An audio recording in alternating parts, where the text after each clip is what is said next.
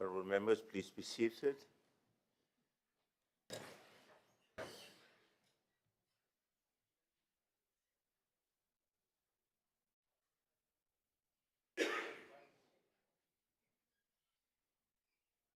Honourable members, please join me in warmly welcoming the students, the teachers, and the parents of Nakavika Primary School in Mosi.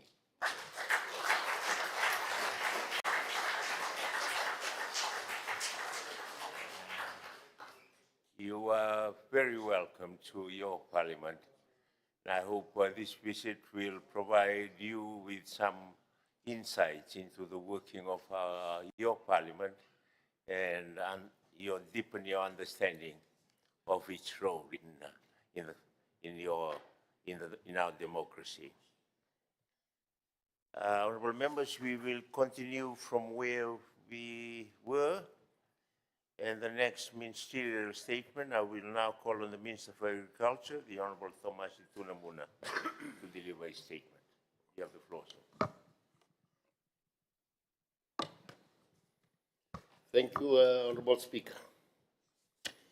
Honourable Speaker, sir, Honourable Ministers, Leader of Opposition, Members of Parliament, Sambul Binak.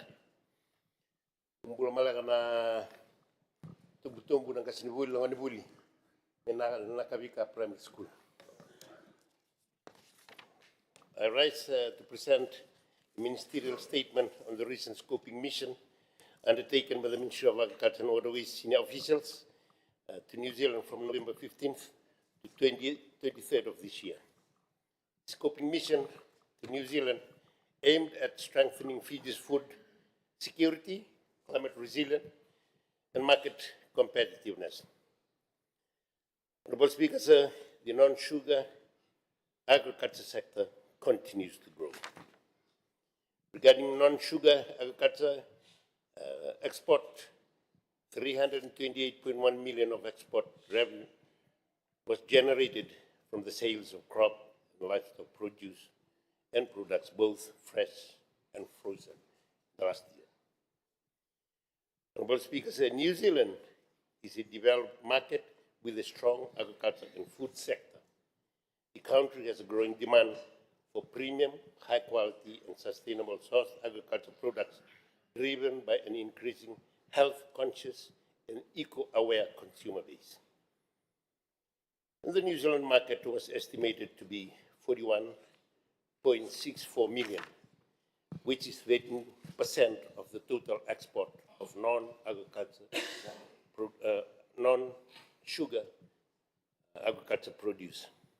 Honourable Speaker, sir, the Ministry of Agriculture and Waterways appreciates the long-standing and fruitful collaboration with the Government of New Zealand, especially in the areas of enhanced collaboration in agriculture and rural development, through technology transfer, capacity building, trade facilitation, and infrastructural development. These agreements include an agreement between the government and of the Republic of Fiji through the Ministry of Primary Industry and Challenge Livestock New Zealand Limited, signed back in 2010, and had already been completed. There's another memorandum of understanding between the Pacific Island Resort Consultant Limited and the Ministry of Agriculture, which had also lapsed. This was for 1 year in 2017. The enhancement of the Market Access Partnership, EPMAP or MAP, was signed in 2013. Honourable Speaker, in addition to the agreement that the Government of New Zealand has or had with the Ministry, the Fiji Government has the Nduawata Partnership with the Government of New Zealand, and the partnership focuses on 5 pillars, and these are democracy and values, economic resilience, security, social well-being, and climate change. Honourable Speaker, sir, the primary objective of this scoping mission were, 1, to explore the strategic partnership in modern agriculture, including technology, mechanization, and climate-smart farming practices.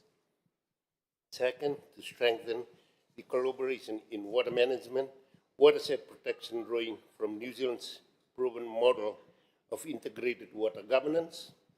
Third, to identify new and expanded export market opportunities for Fiji's agriculture products, particularly high-value crops. Fourth, to develop pathways for agriculture education, capacity building, and technical exchange between the two countries.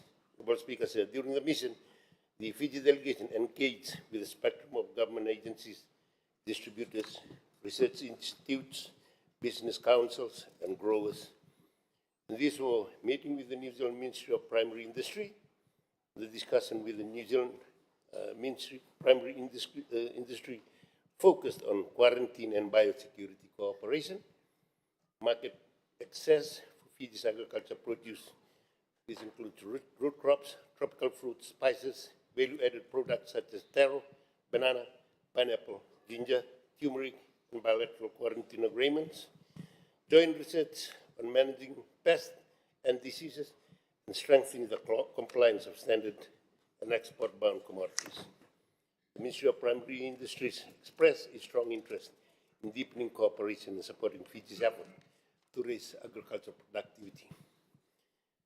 A visit to the New Zealand Agricultural Research Organizations, the delegation visited 2 research centers specializing in crop genetics and soil health and nutrition management, precision agriculture, irrigation efficiency, and climate change adaptation. With this, Honourable Speaker, sir, I wish to highlight in this August House that the Ministry has submitted an agreement to Cabinet, including areas of collaboration with these research institutions aimed at strengthening bilateral cooperation in the agricultural research and innovation with a focus on enhancing crop resilience, improving food system, and promoting climate-smart agriculture practices in Fiji. The partnership will facilitate joint research initiatives, capacity building, technical exchange, aligned with Fiji's national priorities for sustainable agriculture and food security. Waterways and catchment management was the area of our visit, and the mission also examined New Zealand's irrigated river basin, integrated river basins management system with a focus on flood early warning technology and riparian zone restoration, sediments and erosion control, and community-led catchment groups. Several models are being considered for adoption in Fiji, particularly for the Rewa Nandi, Ba, and Lambasa catchment, where climate-induced flooding remains a persistent threat. Noting Fiji's interest, the New Zealand Minister for Regional Development, Honourable Jones, indicated a possibility of having Associate Minister and a technical team from New Zealand to travel to Fiji for site visits at the proposed waterways and water retention project and have further discussion on areas of collaboration that have links between his current portfolio and Fiji's agriculture sector. Honourable Speaker, sir, the scoping mission has produced tangible outcome that will directly benefit our farmers, exporters, local communities, and these benefits are one pathway for export growth, as New Zealand importers and distributors have expressed interest in fresh and frozen taro, cassava, and breadfruit, ginger and turmeric products, banana, pineapple, mangoes, eggplants, and taro leaves. Work is now underway to align our production and quality system with market requirements. And second, technical cooperation and training. New Zealand partners have agreed in principle to support training for agriculture officers, veterinary training and exchange programs, and joint research on climate resilient crops. Thirdly, support for climate and water resilience. The mission identified potential funding for flood mitigation projects, collaboration opportunities for water catchment, watershed management, and exchange for further information for potential support on early warning systems and hydrological model tools. Honourable Speaker, sir, the Ministry will immediately undertake the following action. 1, conclude the Memorandum of Cooperation in Research Institution in New Zealand on land care programs. Second, to conduct additional technology scoping in New Zealand farms, including precision irrigation and improved seed systems. Third, to strengthen export compliance protocol to fast-track the entry of more Fijian products into New Zealand. Fourth, to scale up catchment management projects using lessons learned from New Zealand's river basin framework. And fifth, to review the current agreement with the New Zealand government under the Nduavata partnership to support the need for the revised review of legislation, policy and standards, operating procedures for non-sugarcane agriculture export growth, and finally, to liaise an established network with interested importers and distributors for the supply of non-sugarcane agriculture produce. And these are banana, pineapple, taro leaves, cassava, ginger, turmeric, mangoes, breadfruit, okra, and eggplant. Honorable Speaker, sir, scoping mission to New Zealand reinforced Fiji's commitment to transforming our agriculture sector from a system vulnerable to climate shock into one that is resilient, technology-driven, market-oriented, and capable of delivering prosperity to every Fijian household. This partnership will strengthen our farmers, safeguard our waterways, and energize our rural economy. The Ministry looks forward to translating this discussion into concrete results throughout 2026 and beyond. Information paper with more details on the scoping mission to New Zealand will be submitted to Cabinet soon. And we now will listen. I thank the Minister for Agriculture, the Honourable Thomas Tinumuna, for his ministerial statement. I now invite the Leader of the Opposition or his designate for his response. Honourable Joseph Nand, you have the floor. Thank you, Mr. Speaker. I rise to respond to the ministerial statement by Honourable Tinumuna. Mr. Speaker, I must commend the Minister for a very comprehensive statement on New Zealand's scoping mission. Mr. Speaker, we fully support the core goals of this engagement, that is strengthening food security, enhancing climate resilience, and boosting market competitiveness. We do hope that the collaboration between the two countries will address the current challenges faced by Fiji's agriculture sector. That includes, number one, climate change vulnerability, as farmers are highly vulnerable to the impacts of climate extreme weather events such as flood, cyclone, and droughts. It is envisioned that more funding will be available to the farmers to mitigate this risk. Second, Mr. Speaker, is biosecurity and pest management. There are issues with plant diseases, pest and animal diseases that affect production and market access. It is anticipated that more will be done to strengthen this through further training of our agriculture officers in New Zealand. Next one is market access and standards. As we know, the exporters struggle to meet high standard of product certification, food hygiene, and traceability required for international markets like New Zealand. We understand that a thorough review will be done by the two countries to work out a common ground where the ease of export can be done without much restrictions. Next one is infrastructure deficiencies. Just because poor rural infrastructure, including roads, storage facilities, and irrigation system, hinders connectivity between farmers and markets, leading to post-harvest losses. I understand that the Ministry of Agriculture is working with the Ministry of Infrastructure to address this, and it is anticipated that more expertise and funding will be provided under this collaboration. Next is knowledge and technological gap.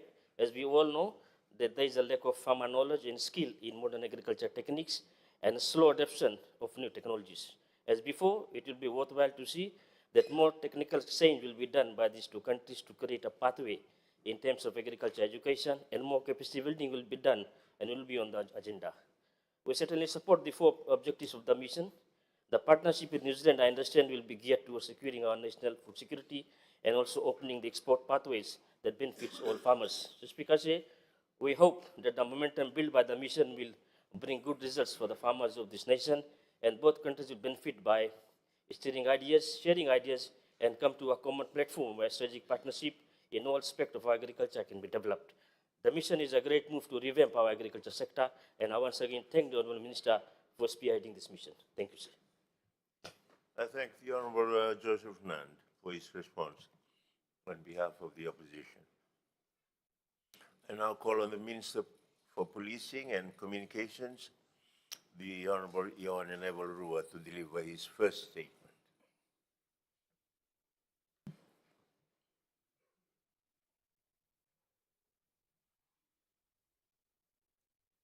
Mr. Speaker, sir, I rise today to address this august House on a matter at the foundation of our nation's stability and social cohesion, the future of community policing in Fiji. This statement carries a clear message. Security is not the responsibility of the Fiji police alone. It is a shared duty of every Fijian, every village, every settlement, every institution working together to fulfill our National Development Plan vision that is empowering the people of Fiji through unity. Mr. Speaker, sir, the National Security Strategy of 2025-2029 is firm that effective security requires a whole of government and a whole of nation partnership with civil society, the private sector, academia, faith institutions, and communities working together. For community policing to succeed, Mr. Speaker, sir, it must be relevant and Fijian, shaped by our culture, diversity, identity, and aspirations. Honorable Speaker, sir, to overcome drugs, cybercrime, transnational crime, and social disorder, Fiji must strengthen national security consciousness. This is more than patriotism.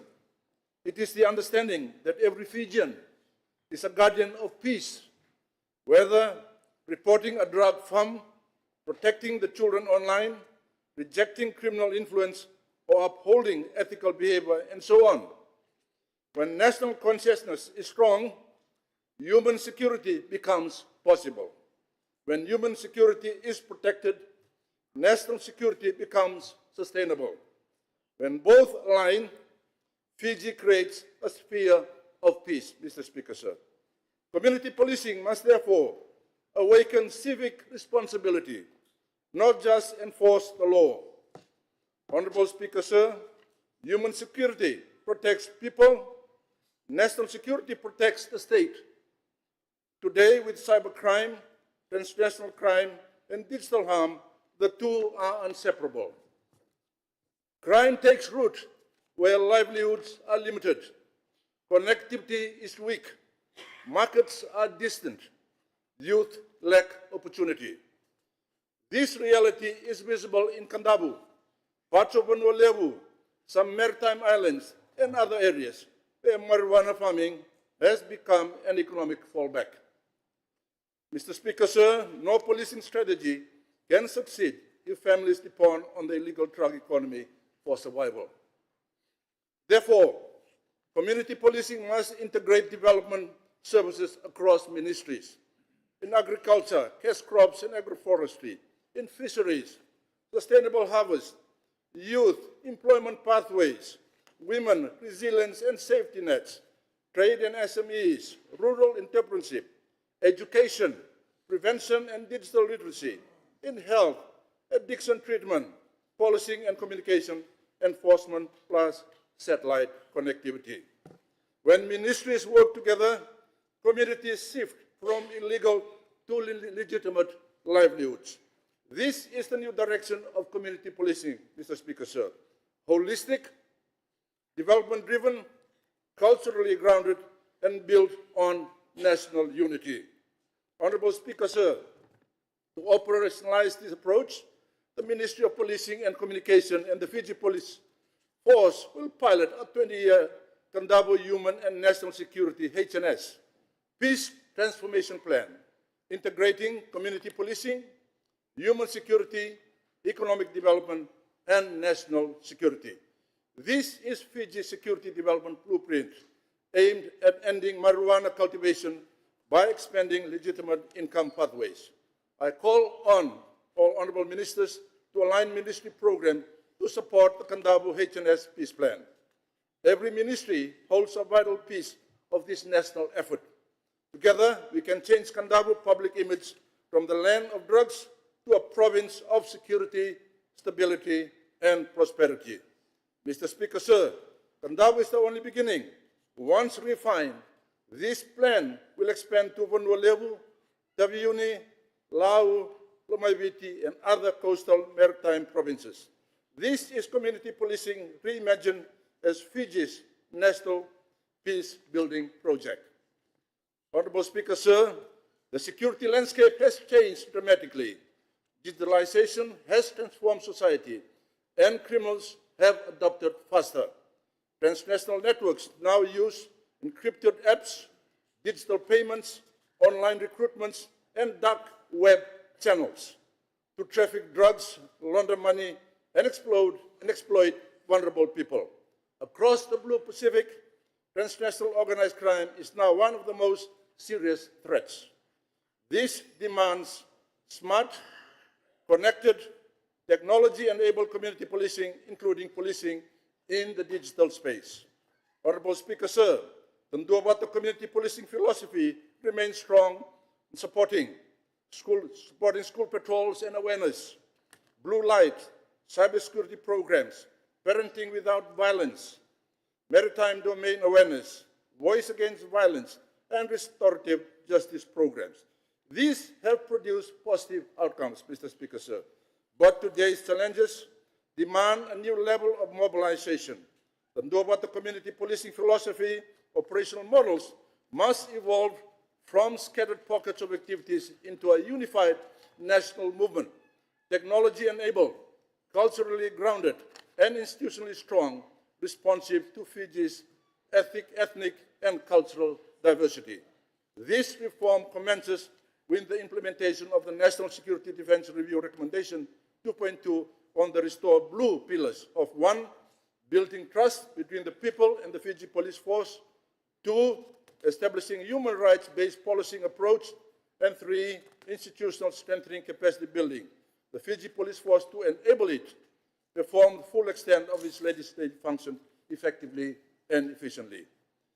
Mr. Speaker, sir, the Police Force Uplift Program, guided by the Fiji Police Force and Australian Federal Police Memorandum of Understanding on Solidarity Partnership and Police Cooperation, is moving capacity building under these pillars forward. To be effective community policing in a Tauke setting is grounding itself in the values and structures of the Vanua and chiefly systems. For Fijians of Indian descent, an appropriate model that considers respect and responsive to their culture, faith, their temples, their mosques, institutions, neighborhood associations, businesses, and so on, need to be developed. For Rotuman, Banaban, Chinese, Part European, and maritime communities, an appropriate community policing model that respects their respective cultures earns trust, and trust strengthens national unity. The true measure of policing is how well it protects the vulnerable, women, youth, children, persons with disabilities, and including the LGBTQI+ community. We are aware that modern community policing must be protective, responsive, empathetic, inclusive, and empowering. Honorable Speaker, sir, Fiji now has a homegrown, culturally rooted security model. The Solsolevaki Nevitangomaki Matanitu Vanua Kenalotu, CVM-CMS, launched in 2024 by the Honorable Prime Minister. The model integrates Matanitu, government, and the security agencies, the Vanua, the traditional governance, and the Lotu faith-based leadership. After the successful pilot in Kandavu, the CVM-CMS will be expanded to Lau, Taveuni, Lomaiviti, Vanua-Levu, and the coastal villages of Viti-Levu. To operationalize this framework, the Ministry is proposing 4 police maritime forward bases and 4 patrol boats strategically located in 1, Lakemba, servicing the Lau Group, 2, Levuka for the Lomaiviti and Central Waters, 3, Sabu-Sabu for Vanua-Levu and nearby maritime zones, and Denarau for the Mamanuca, Yasao, and Western Maritime Corridors.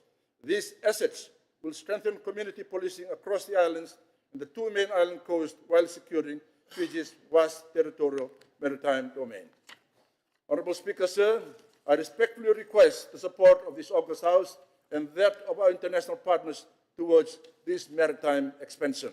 At this point, I wish to acknowledge the British government through UNDP for funding the development of CVM-CMS model Its piloting and MSEF training, which has empowered over 500 women, men, and youths in Kandahar to earn the boat master license and the restricted master engineer class 6 license.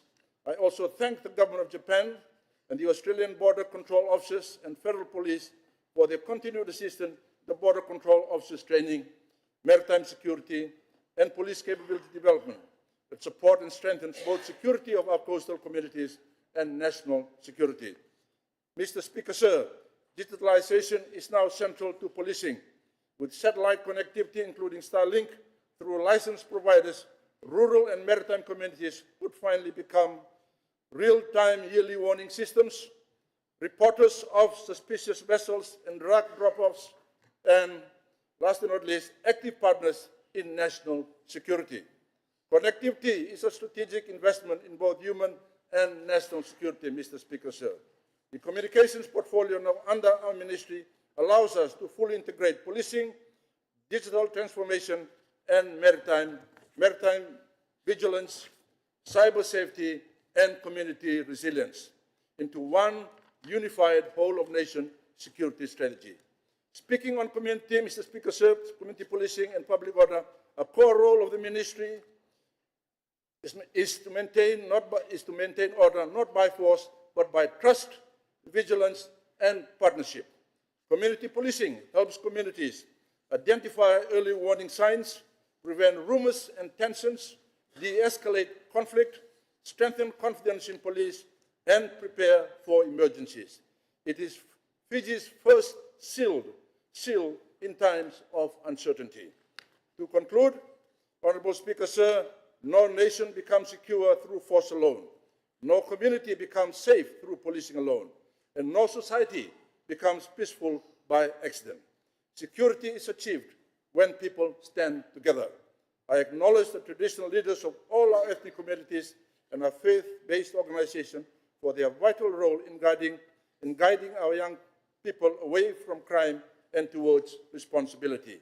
I thank the Mboselevo Turanga and traditional leaders in all provinces for their steadfast support to community policing and national unity. I respectfully ask for their continued leadership in mobilizing Itaukei communities across Fiji to stand with the police, strengthen vigilance, and protect our young people from marijuana cultivation, illicit drugs, and other emerging crimes.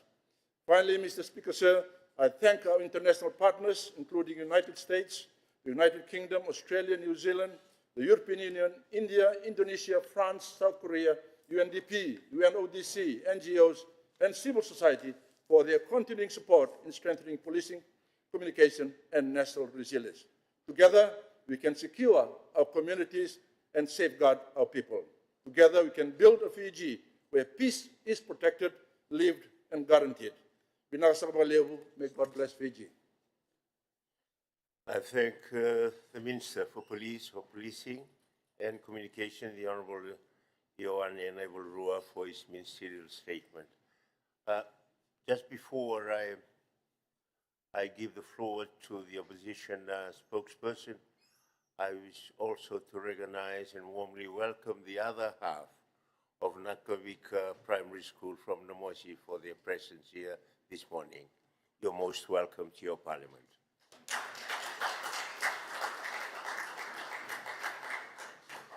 I will now call on the Leader of the Opposition or his designate for his response. Honorable Vijay Nath, you have the floor, sir. Thank you, Mr. Speaker. I thank Honourable Minister for his statement on community policing and national consensus. But before I do so, Mr. Speaker, I join you in thanking my friends from Nakavika, Namosi, where I spent a couple of nights at Miss Singatamu Bikumui's house. Thank you very much for your hospitality and your care and your love. And thank you for cooking those beautiful bread in the morning. Mr. Speaker, I went for hiking on the hills of Namosi, and I stayed in the village for almost a week. And I also thank my brother Ashnil from California Electrical, who sponsored them the rugby jersey for Nakavika, St. Granville. rugby team. Thank you, Mr. Speaker.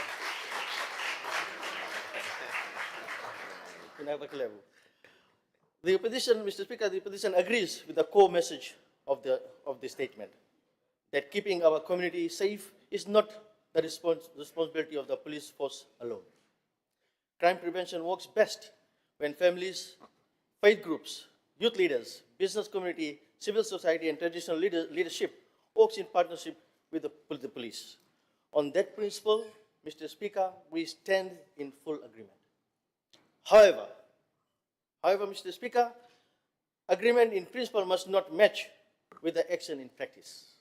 Mr. Speaker, many communities today are dealing with rising drug and alcohol abuse, domestic violence and sexual offense, youth involvement in theft and street fights, street crimes, and limited police presence at night in rural and maritime areas, and even in towns and cities in Fiji, Mr. Speaker. While the Minister speaks on strengthening community policing, and the opposition must ask, are the existing community policing posts active, properly trained, and properly supported? No. No. Ask me. I will explain. Because Boivu Police Post was given a dedicated vehicle, police vehicle. The vehicles sometimes are not there. How can you save, Mr. Speaker, how can you save a community with a radius of about 10 kilometers when you don't have a vehicle? Vehicle has been called to the fleet, maybe to the other part of Nosori. Often you go to Nosori town, you'll find there's zero presence of police. You go and do it yourself, Mr. Minister. You'll find the police presence is sometimes zero. Mr. Speaker, many volunteers work with dedication, but often without uniform, protective equipment, proper communicating tool, transport, or insurance coverage.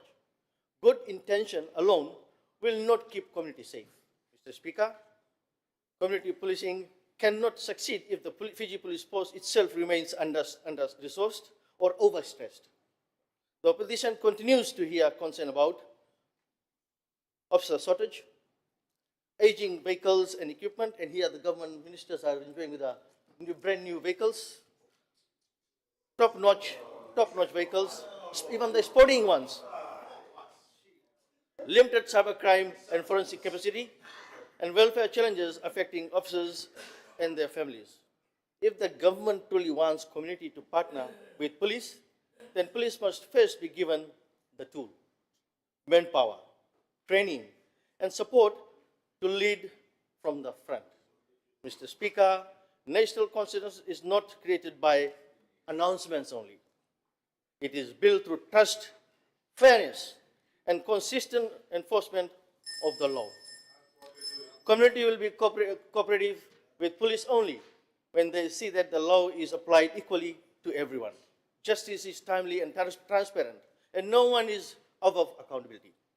Schools must also play a strong role through civic education, digital responsibility, drug prevention, and respect the law. The youth engagement must be proactive, not reactive, Mr. Speaker.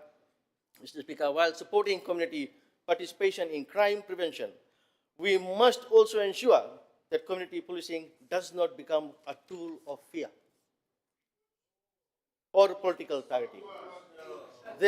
There must be clear training standard.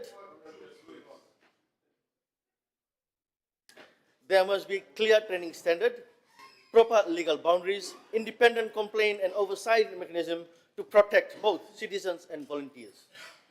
In conclusion, Mr. Speaker, say the opposition support the vision to share responsibility for safety, strengthening the community policing, importance of building national consciousness based on law, respect, and unity. Community cannot replace professionalism, policing. Volunteers cannot replace trained officers, and speeches cannot replace resources. Mr. Speaker, say we therefore call on the Minister to ensure a clear national action plan for community policing, real funding for training and equipment, strong policing welfare and recruitment support, regular reporting to Parliament.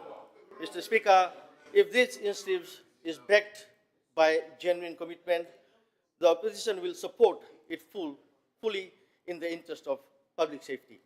But if it remains symbolic, we will continue to demand accountability on behalf of our people. Thank you so much, Mr. Speaker, sir. I thank the Honorable Vijay Nath for his response on behalf of the opposition.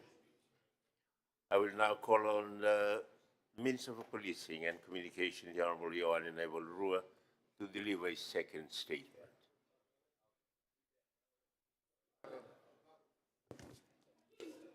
I thank you, Honourable Speaker, sir, to deliver my second ministerial statement. But before I do that, the Honourable member deserves a response from me as the Minister responsible for policing. I have never heard anyone saying a statement that I heard this morning that the police could be used as a tool to threaten our people. I've never stated in my statement, nor has it come from the Commissioner's mouth. You know?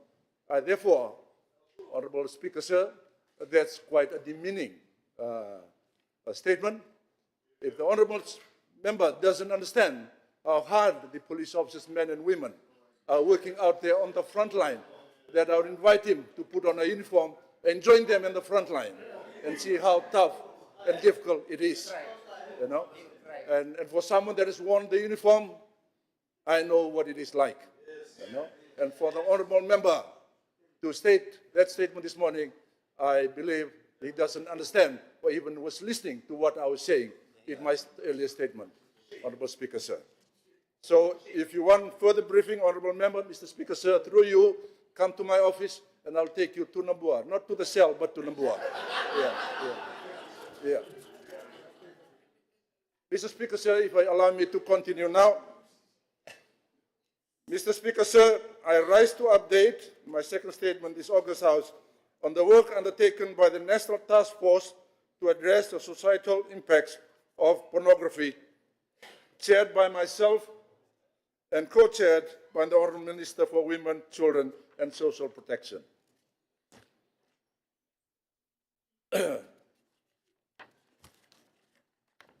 Given that 18 November marked the Day of the Protection of Children Against Sexual Exploitation and Sexual Abuse, it is both timely and appropriate that I deliver this statement in this session. But before I do that, Honourable Speaker, sir, I wish to acknowledge Honourable Kami Kamida in establishing this important national task force and for his significant contribution and efforts. Mr. Speaker, sir, the International Telecommunication Union reports that in the year 2023, 79.3% of Fijians aged 15 years and older used the internet, and 88.4% owned a mobile phone. We know that internet provides our young people with valuable opportunities for educational, cultural, and entertainment activities, social connection, self-expression, and access to essential information and services. We also see the increasing use of technology and the internet by our children and young people, which at times is without control or guidance, has unfortunately allowed for offenders to use it to groom and exploit our children and to share and disseminate child sexual exploitation and abuse materials. Mr. Speaker, sir, this is a global challenge. I was just in Baku, Azerbaijan, recently, leading the Fiji delegation at one of the premier global conference, the ITU WTDC 25. And I'll deliver a separate ministerial statement on that important conference later. This global conference sets out the global digital roadmap for the next 4 years, and one of the key priorities, Mr. Speaker, sir, discussed is the role of the ICT sector to protect children from online abuse and defend their rights in the context of ICT. Over the past 2 weeks, our officials have been leading and progressing important negotiations at the WTDC, including for a new resolution on a Pacific Langatoi Declaration, which also prioritizes child protection. Mr. Speaker, sir, child safety is everyone's responsibility. This is why, Mr. Speaker, sir, as a matter of priority, the National Task Force is addressing online child sexual exploitation and abuse. Mr. Speaker, it is important that when we talk about this subject, we must use the correct language. Globally, the phrase child pornography is no longer being used as it shifts the focus from the child. We are talking about child abuse and child exploitation. We are talking about violation of a child's innocence. We are talking about the violation of a child's dignity and rights. Therefore, I would emphasize that when we talk about this subject, we use the correct language. Online child sexual abuse and exploitation. Online child sexual abuse and exploitation. Mr. Speaker, sir, USA-based service providers are mandated by law to provide suspected online child abuse and exploitation materials on their platform to their National Center for Missing and Exploited Children, known as NCMES. NCMEC then refers these to the law enforcement of countries for investigation. NCMEC reported that in the recent years, there's been approximately between 1,800 and 8,200 cyber tips for Fiji. This is unacceptable. To address this, Mr. Speaker, the National Task Force approach is built on three key pillars, and this aligns with the global approach, which are: 1, robust policy, legislative governance, and criminal justice frameworks; 2, survivor support and empowerment and cultural change; and 3, industry cooperation. These 3 pillars have been the key focus of the 3 working groups of the National Task Force, which comprise government ministries, law enforcement agencies, independent commissions, faith-based organizations, civil society groups, academia, the ICT industry, and the opposition. Mr. Speaker, sir, the first working group, focusing on policy, legislation, governance, and criminal justice, is responsible for reviewing, strengthening, and modernizing our legal, policy, and governance frameworks to ensure Fiji has the tools needed to combat this crime effectively. A number of laws have been identified as part of our legal reform program. These include the Online Safety Act 2018, the Telecommunication Act 2008, and the Cybercrime Act 2021. The government remains fully committed to ensuring that our laws keep pace with the realities of the digital age and respond holistically to threats such as those threatening our children. I would also like to assure the public that comprehensive nationwide consultation will be undertaken as part of the law review process. Mr. Speaker, sir, under our recently approved National Privacy and Personal Data Protection Policy that was led by my communication team, the children's data are special categories of data that require heightened safeguards. This cements a commitment to protect children's data when they are being collected. We will be progressing the legal framework, and I thank the Council of Europe and the European Union for their partnership in this particular area. Mr. Speaker, sir, the second working group, focusing on survivor support, empowerment, society, and culture, ensures that survivors, especially children, receive the care, protection, and support they need. This group also examines the societal and cultural factors that contribute to exploitation, helping us address the problem at its root. The toll-free online safety helpline 1548 is operational, and the Online Safety Commission has implemented a range of training and awareness initiatives to strengthen online safety across Fiji. The Swipe Safe program, designed specifically for Year 9 students, equips young people with the knowledge and skills to navigate the internet safely. And the Ministry's Girls in ICT program and Telecenter initiative drive digital literacy and to build a culture of cyber hygiene. Mr. Speaker, sir, through the Train the Trainer program, the youths are empowered to educate their peers on responsible digital behavior and online safety practice. In addition, the Online Safety Championship program is cultivating youth leaders who actively advocate for safer online environments within their communities. All of these programs, Mr. Speaker, sir, drive our goal of empowering our children and adults to be safe in online spaces. Mr. Speaker, sir, I'm also pleased to share that the Fiji Police Force has also established a dedicated online child sexual exploitation and abuse unit to strengthen, investigate, and enforcement efforts.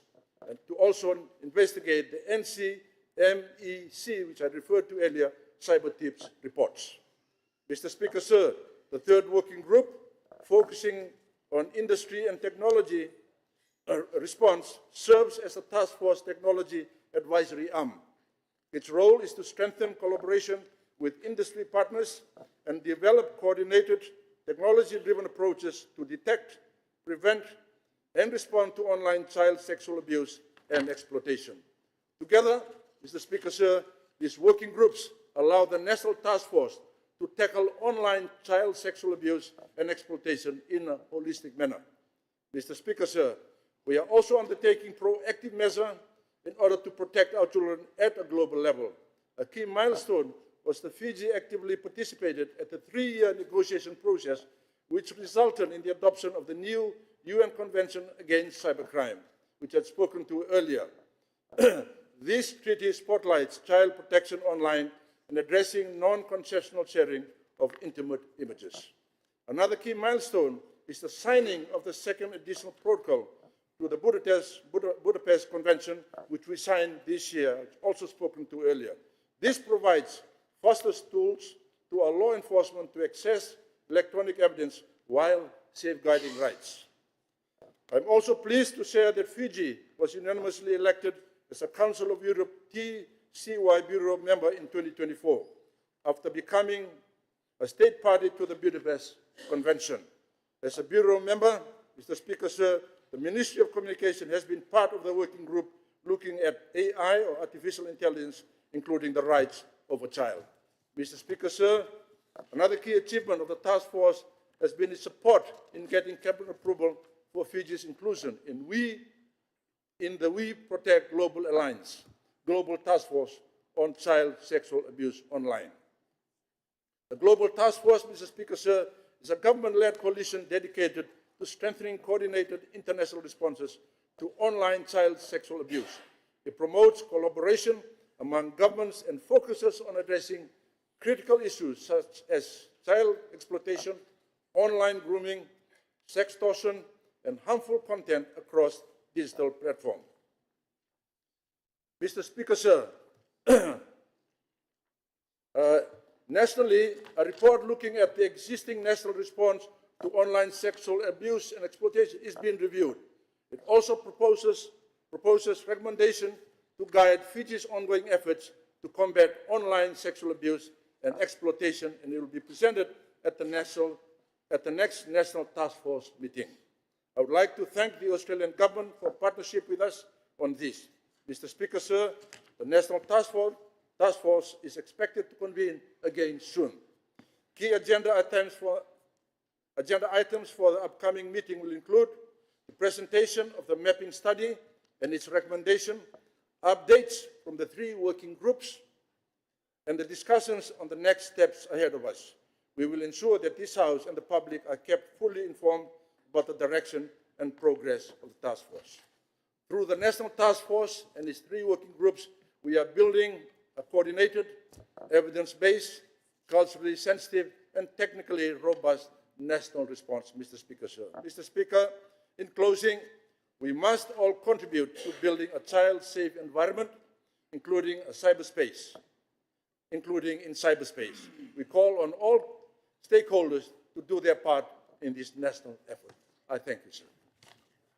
I thank the Minister for Policing and Communications for his statement. I will now invite the Leader of the Opposition or his designate for his response. Honorable Chancellor John Usumati. You have the floor, sir. Thank you, Mr. Speaker, sir, and I thank the Minister for his statement. He's outlined in very intricate detail the work that is being undertaken for this task force. Also thank the Honorable former Deputy Prime Minister, Manoko Mkamida, who initiated this, and the ministers that have been involved. There are a number of things about Fiji, sir, that we are not very proud of. One, of course, is I was looking at some of the data on this pornography, and the amount of time that is used on pornography. One of the data I've got, that 1% of all internet traffic is devoted to this. There's about 130,000 that people spend every quarter in money to pay for data to do that. The other thing that we don't really like about what's happening in our country is our HIV and AIDS, the world's fastest growing HIV epidemic, and diabetes. But this thing about pornography is something that is actually impacting on the lives, not only of our children, but all of us. And I'm glad to hear about the pillars that have been outlined. I think the minister has outlined what they're doing in terms of the policy, the legislation, putting in place the structures, also looking at the other aspect of looking after the survivors that go through the trauma of having been the victims of all of the things that happened and empowering them, and the cultural change, and also the industry cooperation that is required. Mr. Speaker, sir, I was just looking at some of the steps here, and we think about the impact of pornography. Sometimes people just use it as maybe when they don't have much to do, as a sort of way of relaxation. But the impact on the country can be very traumatic in terms of, it becomes, one of the impacts is the abuse and sexual exploitation becomes to be regarded as something that is normal. And that, I think, is danger. We can do a lot of things to try to prevent people from having access to this. But if you prevent the access and the desire is still there, then that is a much deeper problem that I don't think the task force on its own can address. And that is something it's for all of us to address. I think all members of parliament, all communities, to try to address that the desire to go and look for those things. So on the things that we have here, the impact that it has on families and relationships, the impact it has on gender-based violence. And today, as the minister has pointed out, it is Thursday in black, and I'm thinking, well, I think I'm wearing a bit of black. So there, and also, Mr. Speaker, so it's the economic and the mental health cost. One of the big problems that we have that is hugely under-realized in Fiji is the impact of mental health issues. A lot of mental health issues are not presented. They're unrealized, and the impact on our country is great. And over and above that, the destructive effect this can have on people's brains.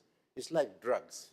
It can actually damage people's brains when they get involved in it. So when we think about this pornography and the emphasis on pornography, it's not only about saving our children, saving their futures and saving their lives, but it also has a direct impact on the economy and the well-being of the country as a whole. And there's a lot of things. I was reading, Mr. Speaker, sir, that one of the judges recently in Samoa called for all of these things to be banned, I think with Digital Pacific. So I'm not too sure. The minister has talked about the work that they're doing in terms of legislation. We look forward to the plans that the ministry is coming up with, and what they will, I think they have another meeting coming up soon, and I think all of us in Fiji, we look forward to the work that is being undertaken by the task force. It is still a task force. I think it needs to go down into structures and programs and so forth that we'll work on, but it's incumbent on all of us, leaders, to make sure that we can also help out in making this happen. And, Mr. Speaker, sir, it's very important that this is executed well. Execution is critical once the plans and programs are in place so that we can get real results, not just a lot of talk, Mr. Speaker, sir. So I think for all of us on this side, and all of us, we fully support this endeavor. It must work. It must deliver results. And we make sure, and for the task force and those that are involved, to make sure that they're able to implement it, monitor it, and to improve it, because this is an ulcer, this is a cancer. We must causterize it and deal with it and get rid of it for the sake of our children in the future. Thank you, Mr. Speaker, sir. I thank the Honorable Usamate for his response on behalf of the opposition. I will next call on the Minister for Fisheries and Forestry, the Honorable Alithia Mbanyuvalu, to deliver a statement. The Honorable Speaker of Parliament, the Honorable Prime Minister, Honorable Ministers and Assistant Ministers, the Honorable Leader of Opposition, ladies and gentlemen, Ms. Ayanda Winaka. Honorable Speaker, I rise to deliver my statement on the status of termite infestation on timbers used in buildings and the control measures the Minister of Forestry is currently using. Honorable Speaker, I am delivering this statement because the issue of termite infestation on timber is a cause of concern and has become one of the critical national interests. Last week, the Honorable Rinesh Sharma raised the issue of termite as a supplementary question on the statement on timber research that I delivered, raising a crucial question on the role of the Minister of Forestry in this regard. Honorable Speaker, we have a total of 13 species of termites which are all local or endemic to Fiji. But we have two main broad categories of termites that are infesting timbers in our buildings, and these are the drywood termites and the subterranean termites. Drywood termites fly directly to the timbers that they wish to attack, and their infestation can be seen in old furniture and in relatively old timber buildings. But they are not as damaging as the subterranean termites because its population is small, from a few hundreds to more than 1,000. Subterranean termites, on the other hand, live underground, and one nest could have a population of 60,000 to 2 million. Honorable Speaker, in 2010, the Asian subterranean termite with the scientific name Coptotomus gastroi, one of the most destructive termite species, was confirmed to be causing massive damage to wooden structures in houses in Lautoka. It was first discovered and reported to biosecurity in the late 2009 and later discovered in Lambasa after Fiji-wide awareness campaign. Honorable Speaker, it was assumed in 2010 that the Asia subterranean termite might have entered Fiji through infested wooden packaging materials from Asian countries. The extent of damage to infrastructure at the time strongly suggested that the Asian subterranean termite, or AST, was introduced to Fiji more than 4 decades ago, building up its numbers to a visibly destructive stage now. Honorable Speaker, the termites tunnel their way out of their nesting place to start attacking homes, eating their way through the timber. Damages caused by the termites include structural timbers, wooden goods, paper, cotton cloth, cotton garments, certain plastics, trees, and many crops throughout the world. Honorable Speaker, before I focus on the use of chemicals to protect timbers from termite attack, it is important to stress at this point that chemical treatment is only part of the answer to our problem. In fact, proper timber specifications, the use of suitable house designs, and the appropriate use of physical barriers can totally remove the need for chemical treatment of housing timbers, especially pine. And this is an area that needs to be included in the current discussions on AST and also in the overall area of chemical treatment, given the need to consider the environmental and human safety consequences of the disposal of timber products at the end of their life cycles. Honorable Speaker, the main purpose of treating timber with chemicals is to protect the timber from insect attack and fungal decay, making it more durable and be able to last longer in service. Without treatment, Honorable Speaker, and without using proper timber specifications and suitable building designs, many species of timber, including pine, will not be suitable for use in exposed and in ground contact situations. Timber treatment, therefore, acts like an insurance in substantially extending the service life of timber in the absence of proper timber specifications and suitable building designs. Honorable Speaker, it must, however, be noted that the treating of timber with chemicals is not compulsory. It is only when a timber processor elects to undertake timber treatment that the current legislation comes into play to ensure that certain quality and safety standards are met. This is because some untreated timbers from species such as pine can be used without any problems for some specific end users, especially for non-load bearing and in fully protected situations and out-of-ground contact. Also, Honorable Speaker, timbers for end users such as clear furnished furniture, cabinets, and interior linings and flooring are not treated. And in general, low-grade timbers destined for boxing purposes are normally sold untreated. Honorable Speaker, at the same time, there are native species like the heartwood, of which are naturally durable and do not need to be treated. So in the market, one has a choice of purchasing either treated or untreated timber, depending on one's requirements or specification. Honorable Speaker, it is important to clearly explain the link between termite infestation and the protection measures used in the timber and the construction sector. Termites thrive when timber is easily accessible, untreated, or incorrectly used in construction. In other words, Honorable Speaker, the more vulnerable the timber, the more attractive it becomes to termites. That is why our protection measures must be multi-layered, involving 1, proper building design, 2, correct timber specification, 3, the use of naturally durable or treated timber, and lastly, physical barriers that reduce termite access. Honorable Speaker, chemical treatment is only part of the solution. If timber is incorrectly specified, or if a building is poorly designed, even treated timber may still be at risk.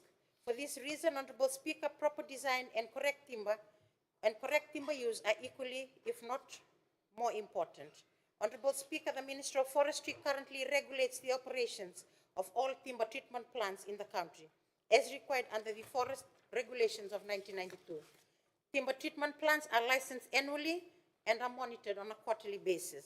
The monitoring of these plants focuses on operator competency, health and safety, and quality control, where timber samples are collected for testing on a monthly basis, looking at the concentration and penetration of preservative chemicals in the timber to ensure that these are within the required standards.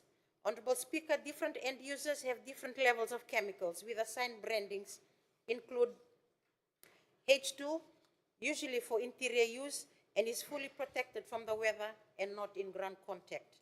H3, usually for exterior use, not in ground contact. H4, usually are posts, which are low risk and have ground contact. H5 are poles, have high risk and have ground contact. H6 are posts and poles, usually for marine use.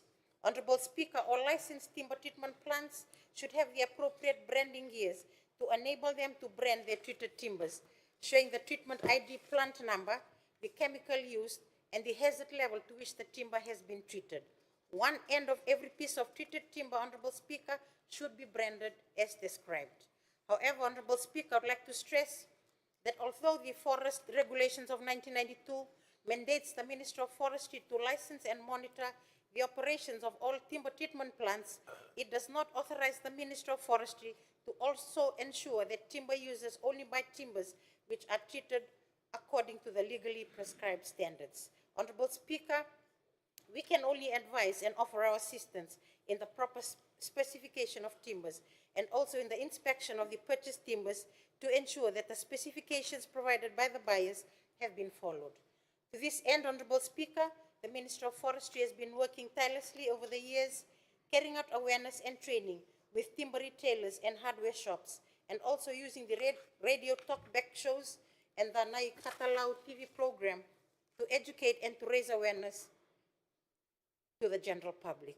Honorable Speaker, consumers need to know and understand where the timbers they are buying are going to be used and seek the assistance of the ministry as well as retailers to ensure they specify the correct products to purchase in terms of species, dimension, grade, and the level of treatment, if it is going to be treated, rough or machined, and whether the timbers need to be kiln-dried and properly profiled for flooring, weatherboard, or lining. Honorable Speaker, we should also understand that the supply of timber, especially for some native species, for large dimensions, can sometimes take long to produce and deliver, and ordering in advance, especially for large projects, is always advised.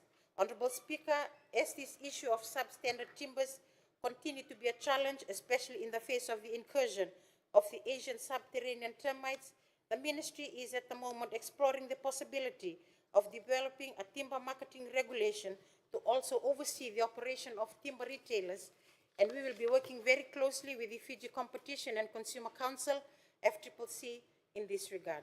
Honorable Speaker, I again wish to reiterate that treating timber with chemicals is only part of the solution. Proper design of buildings and proper specification of building materials and ordering in advance all go a long way in ensuring that we are better protected, especially against termites. Honorable Speaker, last but not least, I would like to thank you and your staff for your support and guidance throughout this year. Honorable Speaker, I'd also like to thank the Honorable Prime Minister for his able leadership and wisdom in continuing to steer our nation forward. And lastly, Honorable Speaker, I wish you and all honorable members of this August House a very happy and blessed Christmas. and a prosperous and meaningful new year. Naksaka. Thank you.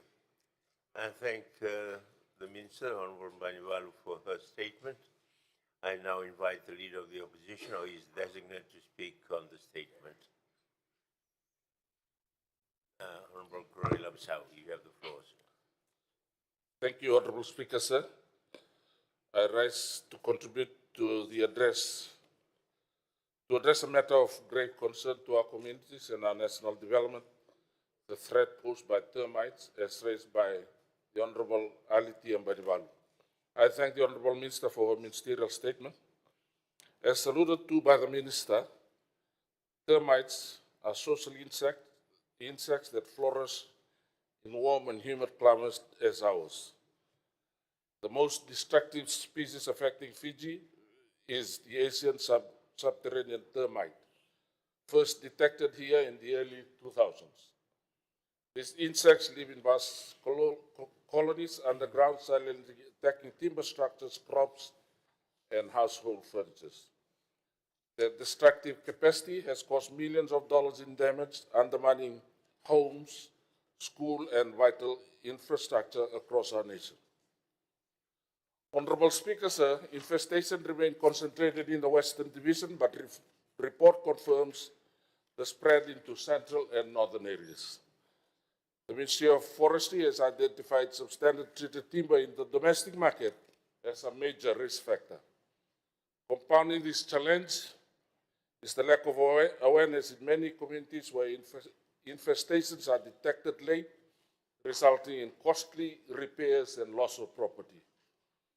Honorable Speaker, sir, the Ministry has strengthened regulation on timber treatment to ensure that only properly treated timber is sold.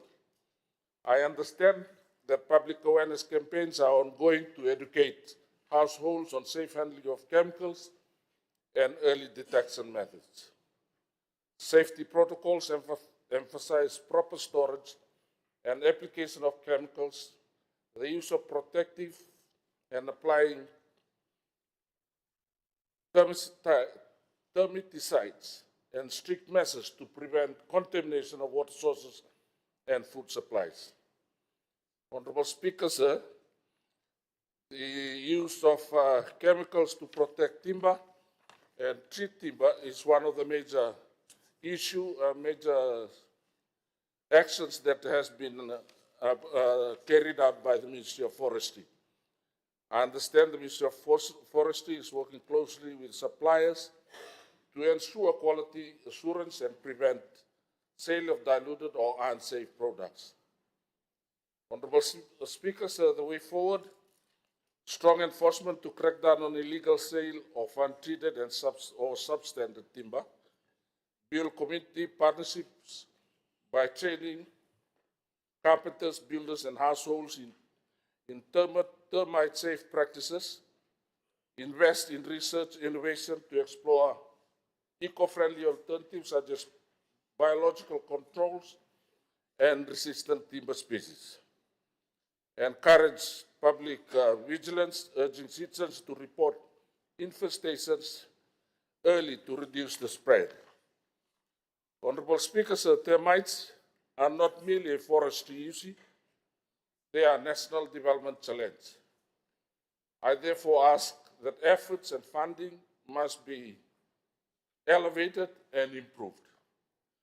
Protecting our homes, schools, and livelihoods requires collective responsibility, strict regulation of timber treatment, safe chemical use, and innovative solutions for the future. Honorable Speaker, sir, I wish to acknowledge Honorable Sasi and Honorable Tumbuna, who initiated these projects on termites very early during the formation of this parliament, and they had carried out substantial effort in dealing with this issue. I thank you, Honorable Speaker, sir. I thank the Honorable Corey Labsau for his statement on behalf of the opposition. I will now call on the last ministerial statement to be delivered by the Minister for Finance, Commerce and Business Development, the Honorable Eskom Emmanuel. Thank you, Mr. Speaker, sir. Honorable Prime Minister, Honorable DPM, Cabinet Ministers, Assistant Ministers, Leader of Opposition, and Members of Parliament. I rise today not only to provide an update on the state of economy, but more importantly, to deliver a message of confidence, reassurance, and hope for every Fijian family and businesses. Mr. Speaker, sir, let me begin with a development on the global front. The truth is, the world has faced turbulence, geopolitical tensions, trade wars, supply chain disruptions, and slowing demand in some economies. Yet, despite these challenges, the international outlook has stabilized and momentum is returning. This is important for us because Fiji does not operate in isolation. When the world grows, Fiji benefits.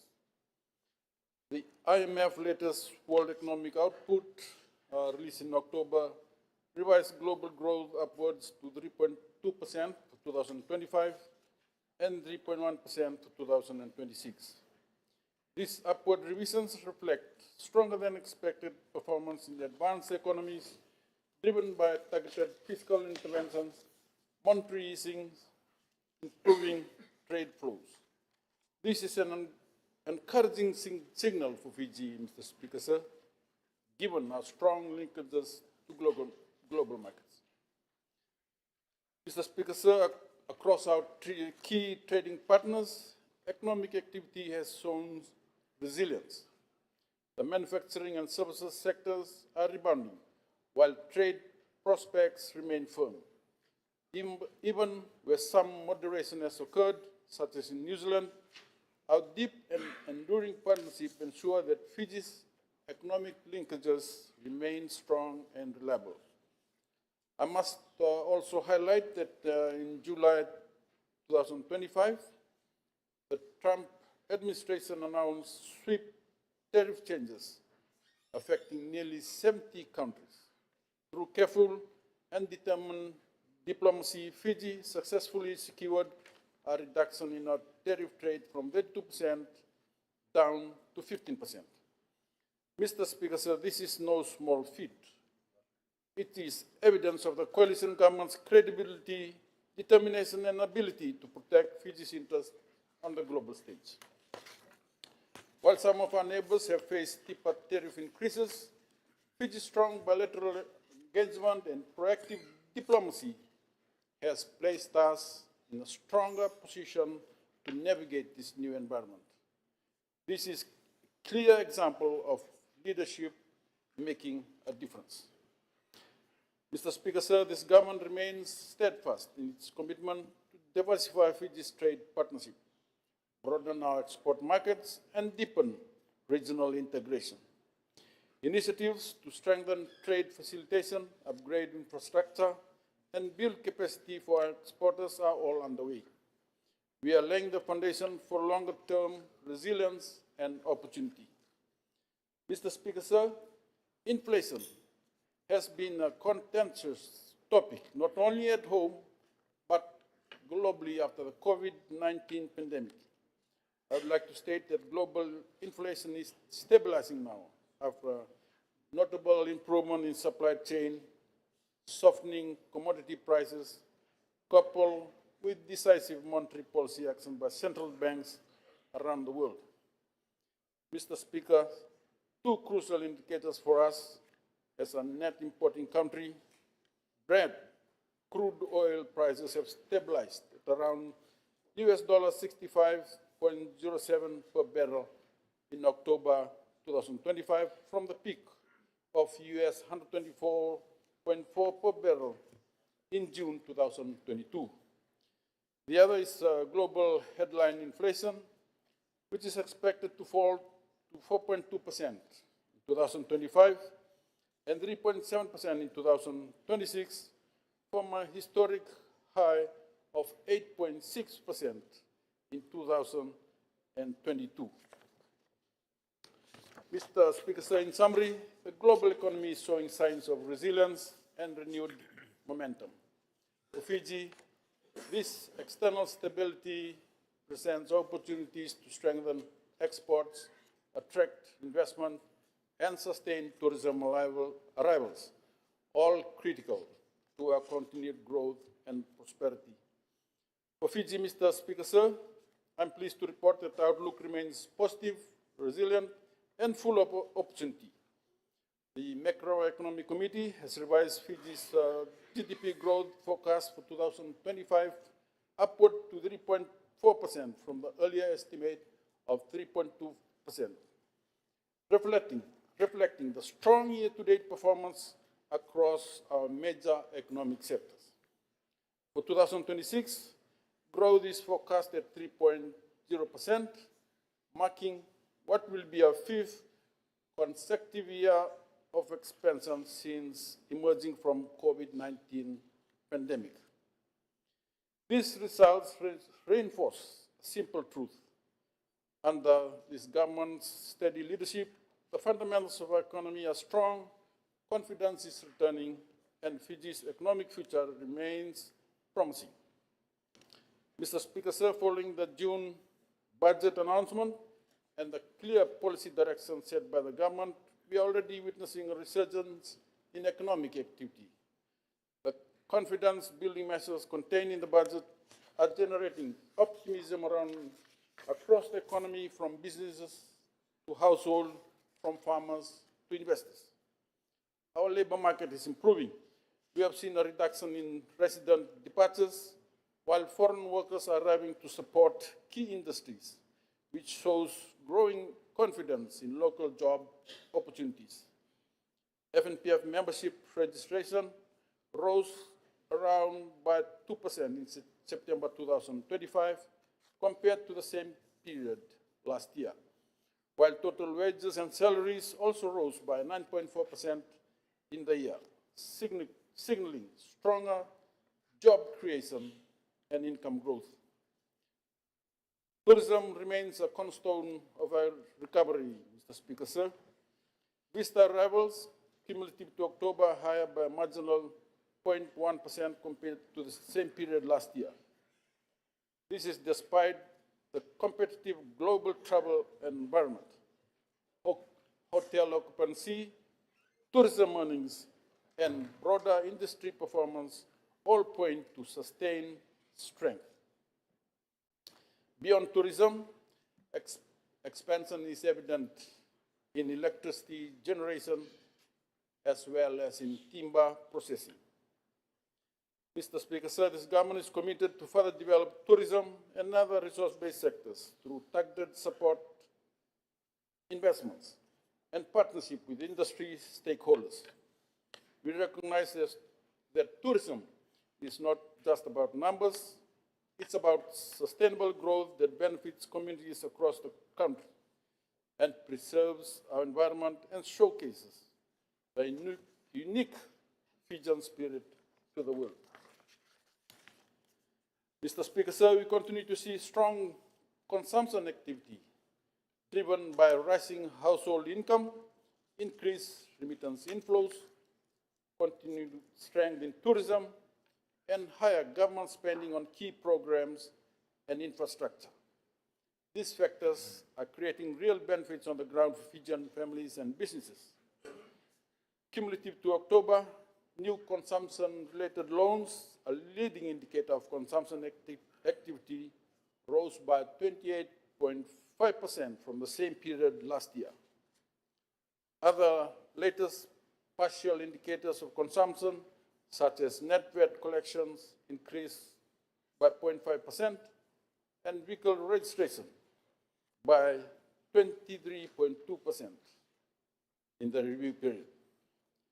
Investment activity is also gaining traction on the back of rising construction activity. Cumulative to June, value of work put in place rose by 12% on an annual basis. Some of the major projects currently under construction include tourism-related projects, upgrade to our airport infrastructure, housing developments, and major road improvements across the country. These projects not only create jobs, but also lay a solid foundation for sustained economic growth and improved quality of life in years to come. Mr. Speaker, sir, our financial sector remains strong and well capitalized. Commercial banks have reported rising profitability amidst declining non-performing loans, while credit growth continues at a healthy 9.8% in October, with historical low interest rate fostering an environment conducive to business expansion and entrepreneurship. The Reserve Bank has maintained an accommodative monetary policy, which will provide further impetus to investment and growth. Liquidity levels remain strong, standing at 2.1 billion as at November, ensuring ample funds are available to meet the needs of our economy. Foreign reserves remain healthy as well, Mr. Speaker, sir, standing at around 3.9 billion as at last week, sufficient to cover over 5.8 months of retained imports. This financial strength gives Fiji the flexibility and confidence to manage external shock and sustain economic growth, stability. Mr. Speaker, sir, I'm also pleased to report that inflation remains under control. Inflation has been negative for the 10th consecutive month in November. Year-on-year headline inflation dropped to negative 1.4% in November, largely due to the reduction in VAT as well as subsidies on public transport. These measures have eased the cost of living for many Fijian families, helping put more money back into the household budgets. This encouraging trend reflects the success of government measures from social welfare increases to support for rural livelihoods and targeted policies to safeguard households. We are acutely aware that keeping everyday essentials affordable is critical to ensuring that all Fijians can enjoy a decent standard of living. The coalition government will continue to prioritize policies that protect consumers, especially our most vulnerable citizens. Mr. Speaker, sir, as mentioned earlier this week, Fiji Bureau of Statistics has recently released the Consumer Price Index and GDP under the updated 2019 base.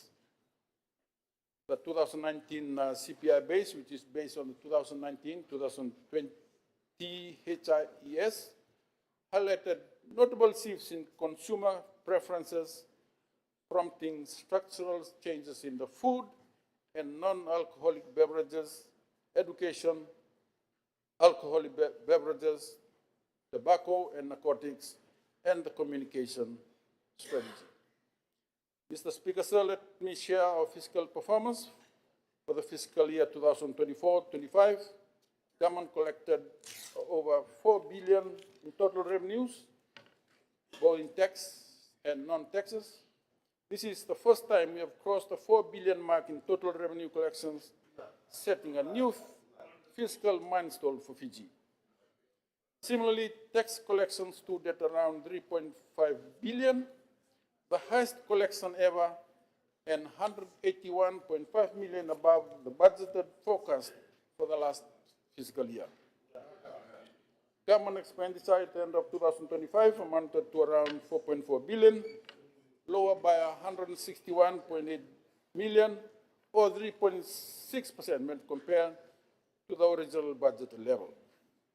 Subsequently, given the above budget revenue collection and slightly lower expenditures, government registered a fiscal deficit of around 2.5% GDP, almost half of the budgeted deficit of 4.5%.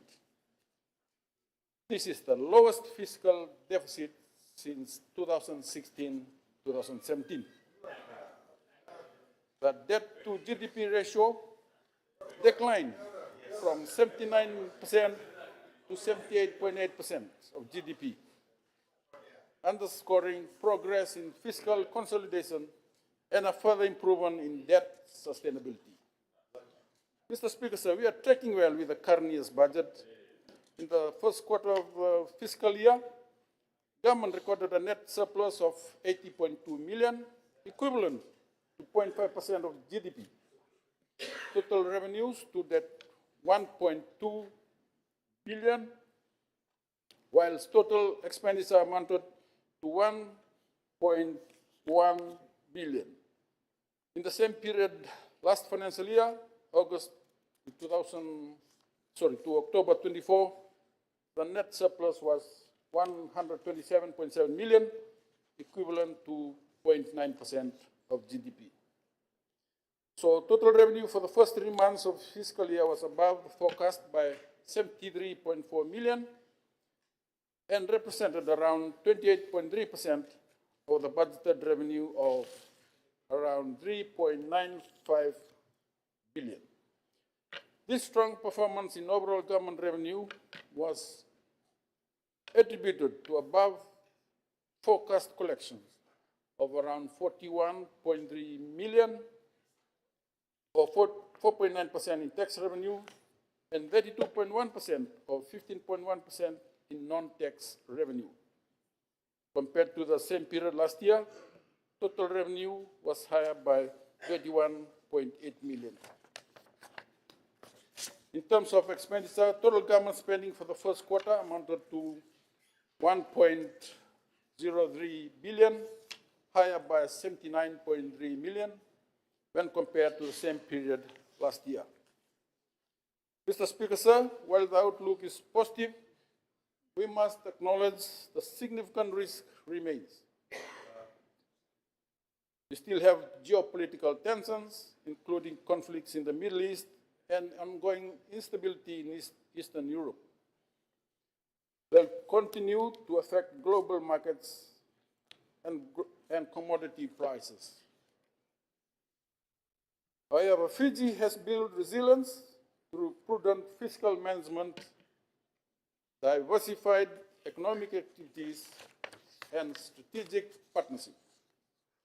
Our government is actively monitoring these risks and will respond swiftly with targeted measures to protect our economy and safeguard the well-being of our people.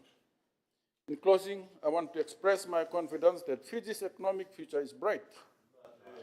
Despite global uncertainties, our economy remains on a steady path of growth, driven by sound policies, strong institutions, and the unwavering spirits of our people. The government will continue to lead with vision, determination, and care. We will invest wisely, protect our citizens, and open doors to new opportunities that raise living standards and create lasting prosperity. With sound policy, structural reforms, and strong commitment to inclusive growth and resilience, we can transform this momentum into long-term prosperity for all Fijians. Thank you, Mr. Speaker, sir. I thank the Minister for Finance, Commerce and Business Development, the Honorable Esrom Emmanuel, for his statement. Before I ask the opposition, the leader of the opposition or his designate to respond, honorable members, please join me in warmly welcoming the students, the teachers, and the parents of Nasivi Kosa village in the interior of Mba. You're most welcome.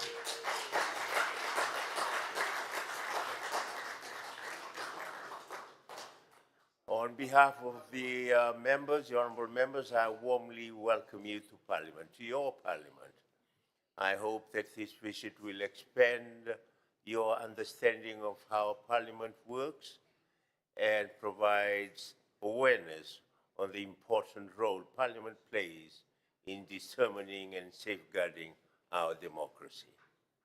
So once again, welcome to your Parliament and thank you for joining us today. I will now invite the leader of the opposition or his designate for his response. Honorable Maharaj, you have the floor, sir. Thank you, Honorable Speaker. Honorable Speaker, I rise in this chamber today to respond to Minister for Finance and Commerce with regards to his ministerial statement.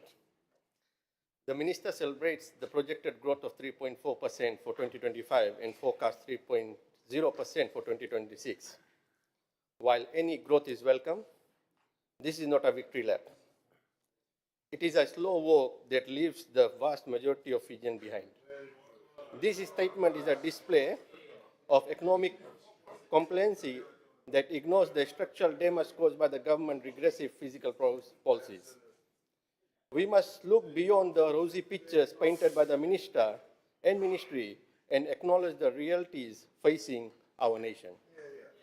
The minister's pride in 3.4% growth projection is entirely misplaced when viewed against the requirement for sustainable national development.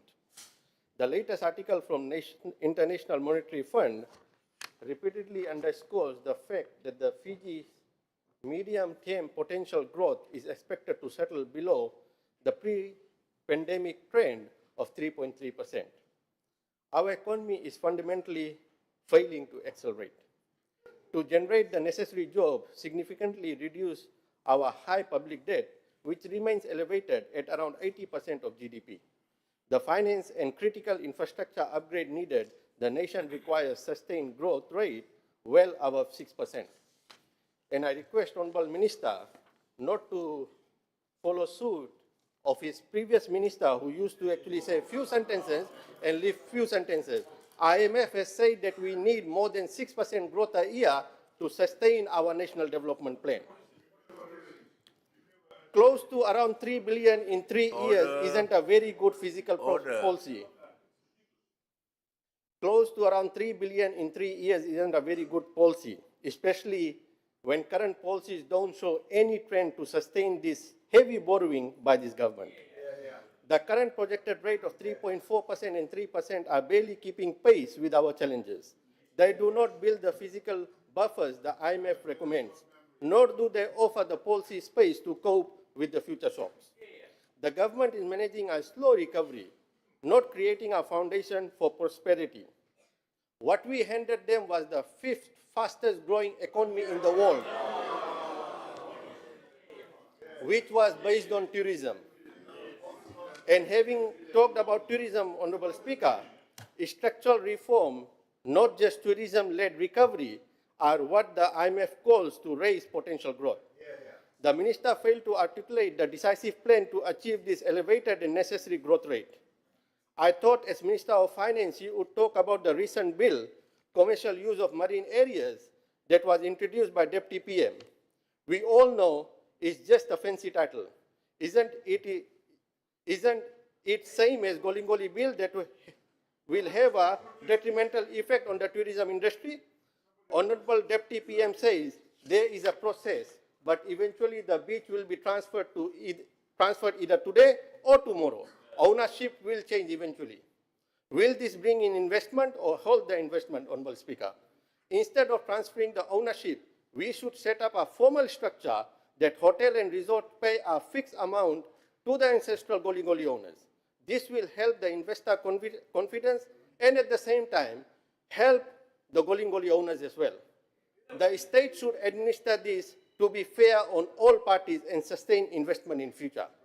Just for an example, Honorable Speaker, just like extraction of mineral and resources from state land, there is a certain percent that goes to the Ministry of Mineral Resources, which is then passed on to the ancestral Golingoli owners. Same kind of structure should be placed. Yes, all the rivers that are crossing state land, the levy 25% is actually going to the ancestral Golingoli owners. Corporate tax hikes and fueling of the black economy. The decision to increase corporate income tax rate from 20% to 25% was a deeply flawed measure that will be economically destructive in long term. By dramatically increasing the cost of compliance and formality, the government has handed over a powerful incentive to business, particularly small and medium enterprise, to move their operation underground. This feeds the black economy. We now have the black economy in Fiji is substantially estimated to be between 8 million to 1 billion annually, representing massive lost revenue. The simplest logic of public finance dictates the higher tax rate, especially without proportional improvement in public service, increasing the temptation and motivation of tax evasion and underreporting of income. The VAT hike and stagnant PAYE threshold, Honorable Speaker, are shift from spending to savings. The minister boasted that the consumption has been blustering, but this is disingenuous.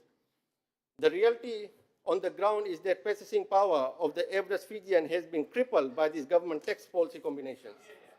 Honorable Speaker, stagnant PAY threshold compounding this regressive consumption tax is a stagnation of PAY tax-free threshold at 30,000 for far too long. With cost of living and inflation rising, even if the overall inflation figures is temporarily dip, the stagnant threshold means that workers earning just over the minimal amount are paying effective rate that is disproportionately burdensome. This, with the recent increase with the civil servants pay, has just surpassed 30K threshold, thus increasing the burden of PAY. In conclusion, Honorable Speaker, the minister's statement is a testament to economic short-sightedness and policies made on ad hoc basis. It acknowledges the anemic growth rate that falls far short of what Fiji needs to sustain development. It ignores the fact that ministry tax policies are actively expanding and black economy and simultaneously reducing the purchasing power of ordinary Fijians. The people of Fiji are struggling, not celebrating, and this government must urgently reverse the harmful tax decision and implement a bold pro-growth agenda that meets IMF challenges and secures prosperous future for all. Thank you, Honorable Speaker. I thank the Honorable Alvik Maharaj for his response on behalf of the opposition. Thank you, honorable members. This brings us to the end of ministerial statements, and it's also a convenient time for our break. So, honorable members, at this point, we will suspend proceedings for lunch. Parliament will resume at 2:30 p.m.